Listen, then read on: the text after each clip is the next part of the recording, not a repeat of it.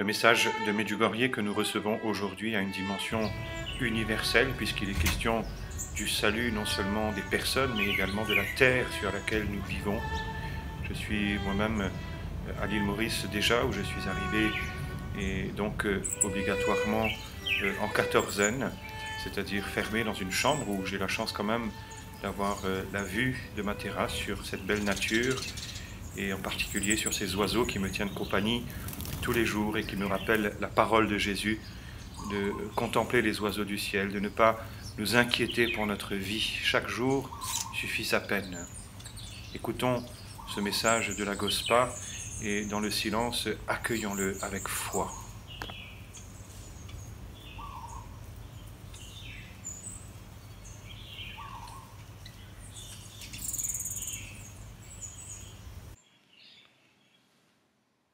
Chers enfants, je suis avec vous depuis si longtemps, car Dieu est grand dans son amour et dans ma présence.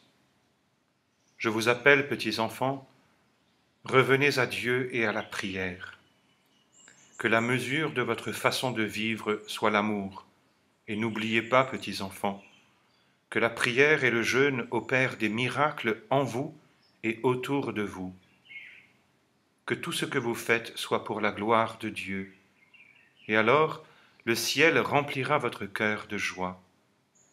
Vous sentirez que Dieu vous aime et qu'il m'envoie pour vous sauver, ainsi que la terre sur laquelle vous vivez. Merci d'avoir répondu à mon appel.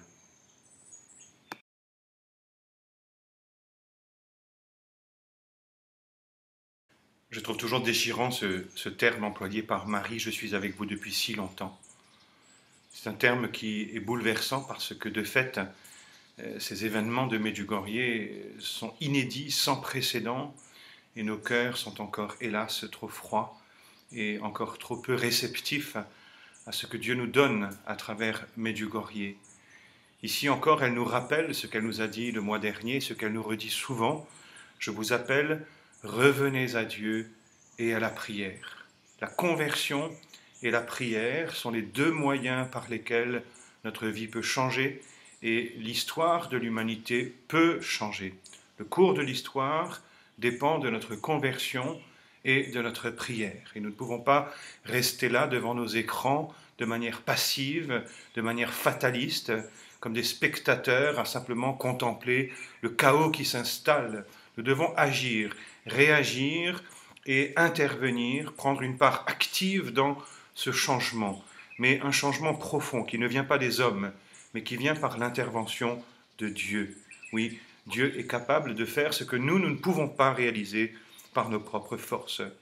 Et nous sommes à une période où nous voyons bien l'effondrement de nos sécurités, car nous avons compté peut-être trop sur nos propres forces, sur nos ressources matérielles, sur nos connaissances techniques, nos connaissances et notre culture générale et notre savoir. Mais en réalité, nous avons oublié que la fondation essentielle à notre monde, c'est Dieu. C'est le Dieu qui a créé toutes choses, le Dieu qui est à l'origine de toutes choses, le Dieu qui nous aime. Jésus prend une image très belle dans l'évangile de Matthieu au chapitre 7. Il dit « Celui qui entend ce que je vous dis là et le met en pratique est comparable à un homme prévoyant qui a bâti sa maison sur le roc. La tempête a soufflé, les torrents ont dévalé, la maison a tenu car elle était fondée sur le roc. » Où sont nos fondations? Quand elle nous dit « revenez à Dieu et à la prière », c'est pour quitter justement ce qui est peut-être encore trop superficiel dans notre vie. Car Dieu ne peut pas être juste une référence un peu lointaine, occasionnelle, mais il nous faut vraiment apprendre, et c'est un chemin que nous reprenons chaque jour, qui n'est jamais fini, apprendre à mettre Dieu à la première place. C'est le premier commandement. Tu aimeras le Seigneur ton Dieu de tout ton cœur, de toute ton âme, de toute ta force. Et c'est pourquoi ici, dans ce message, elle nous dit que tout ce que vous faites soit pour la gloire de Dieu. C'est une parole que nous retrouvons chez saint Paul dans la première lettre aux Corinthiens au chapitre 10, que vous mangiez et que vous buviez, faites tout pour la gloire de Dieu. Et nous pouvons entrer dans notre cœur profond, car il s'agit pour nous d'un discernement. Le discernement, c'est de voir au fond de notre cœur, qu'est-ce que nous cherchons? Quelle est notre intention profonde dans les projets que nous menons, dans les actions que nous pouvons avoir, dans tout ce que nous pouvons initier? Quelle est notre intention? Est-ce que nous cherchons la gloire de Dieu ou est-ce que nous cherchons notre propre gloire?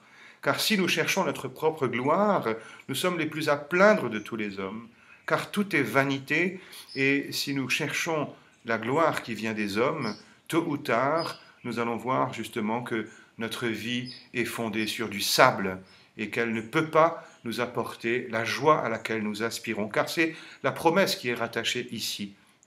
Vos cœurs seront remplis de joie. Oui, lorsque nous touchons à cet appel à chercher la gloire de Dieu, alors notre cœur est dans la joie. Heureux les cœurs purs, car ils verront Dieu, dit Jésus. Cette pureté de cœur est précisément la recherche dans une intention droite de la gloire de Dieu. Et alors nous voyons Dieu. Et alors notre cœur ne peut que se réjouir, car il nous donne comme un avant-goût du ciel. Et quelles que soient les difficultés extérieures, quelles que soient les tempêtes qui ne manqueront pas, mais nous sommes dans la joie, car Dieu est là. Que cherchez-vous, dit Jésus dans l'Évangile? Que cherchons-nous dans ce que nous pouvons initier? Un autre point qui est important dans ce message, c'est la mesure de votre façon de vivre soit l'amour. Que votre mesure soit l'amour. L'amour ne passera jamais. Et là aussi, il nous faut faire preuve de discernement. Il nous faut entrer dans notre cœur et chercher en vérité à voir si nous cherchons vraiment à faire toutes choses par amour. Quelle est notre intention?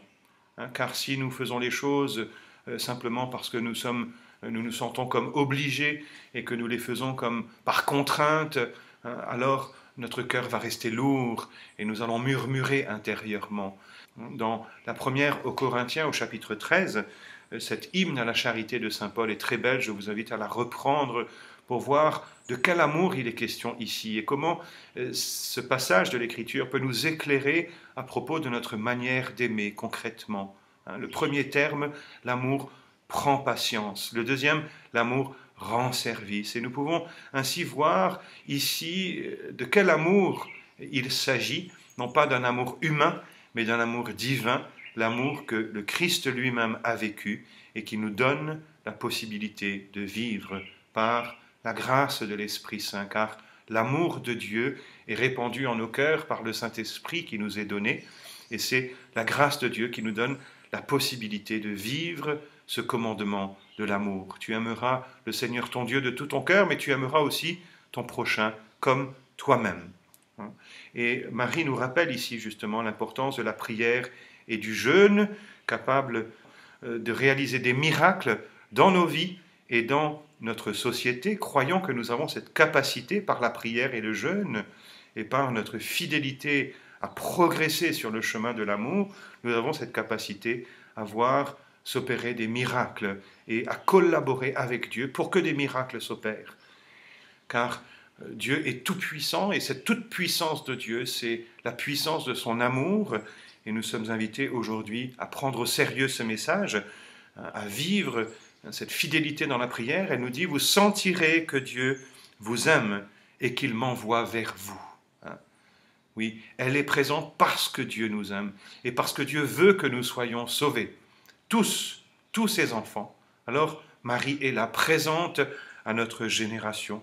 Dieu est grand dans son amour et dans ma présence. C'est beau, parce que c'est vraiment l'amour de Dieu qui se manifeste dans les événements de Medjugorje, par la présence de Marie que Dieu a voulu que nous recevions comme mère, et à travers ce message qui est rempli de douceur, de bonté, de patience. À nous maintenant de le prendre au sérieux. Depuis si longtemps, elle nous répète ces choses simples et qui sont à notre portée. Et nous avons la capacité, en prenant au sérieux ces paroles, nous avons la capacité de voir se transformer notre vie et la société dans laquelle nous sommes.